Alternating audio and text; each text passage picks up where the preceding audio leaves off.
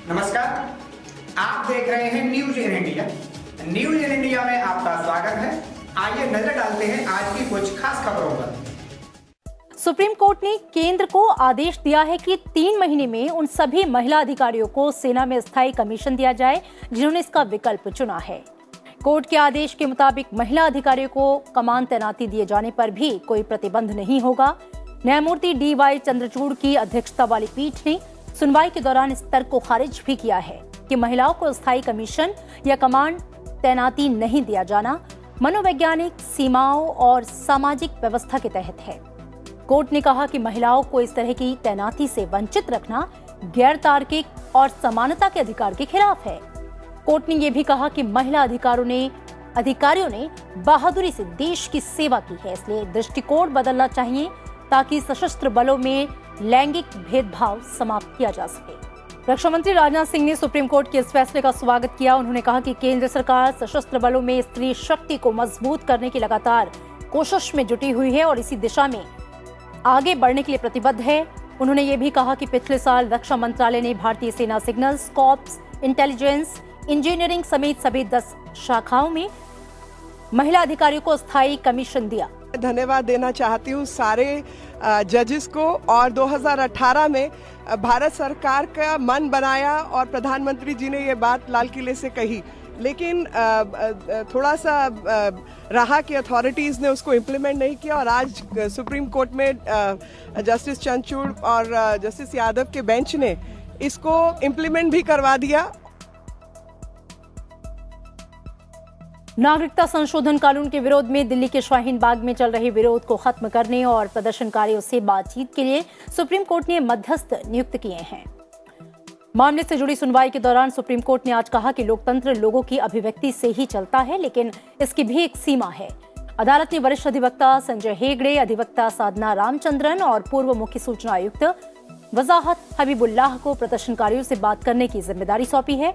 Court का कहना है कि प्रदर्शनकारियों को एक वैकल्पिक स्थान पर जाने के लिए कहा जहां कोई सार्वजनिक स्थान अवरुद्ध न हो। राष्ट्रीय स्वयं सेवक संघ के प्रमुख मोहन भागवत ने कहा कि गांधी जी ने जिस भारत की कल्पना की थी, देश उस रास्ते पर धीरे धीरे आगे बढ़ रहा है। दिल्ली में गांधी स्मृति में महात्मा गांधी पर लिखी JS राजपूत की किताब का विमोचन करते हुए मोहन भागवत ने कहा कि गांधी खुद को सनातनी हिंदू मानते थे क्योंकि उस भाव में सभी का हित समाहित है और आज के युवा गांधी के विचारों के वाहक बन रहे हैं।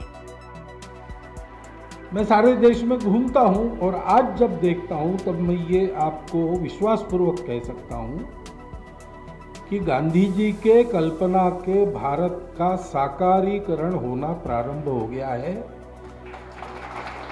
और जिस नई पीढ़ी की आप चिंता कर रहे हैं वह नई पीढ़ी उसको पूर्णतः साकार करने वाली पीढ़ी रहेगी, ये पक्की बात है। RSS प्रमुख ने कहा कि गांधी भारतीय दृष्टि के जीते जागते उदाहरण थे और उनकी सत्यनिष्ठा अविवादित है। इसलिए उनको अपने हिंदू होने की कभी लज्जा नहीं हुई। उन्होंने कहा, कई बार कहा कि मैं कट्टर सनातनी हिंदू हूं और यह भी कहा कि कट्टर सनातनी हिंदू हूं इसलिए पूजा के भेद मैं नहीं मानता।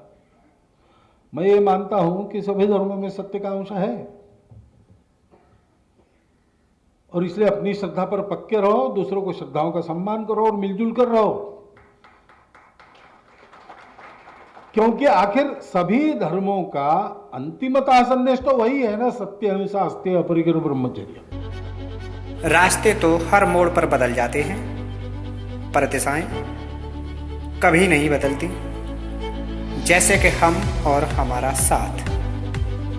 हर दिशा में आपके बच्चे के साथ, आज, कल और हमेशा के लिए। सील गंगा स्मारक इंटर कॉलेज, मैनपुरी रोड, माड़े, सिकोहाबाद, जनपद फिरोजाबाद। सब्सक्राइब कीजिए न्यूज इन इंडिया को और बेल आइकन को दबाइए न्यूज से जुड़े लेटेस्ट वीडियोज सबसे पहले देखने के लिए।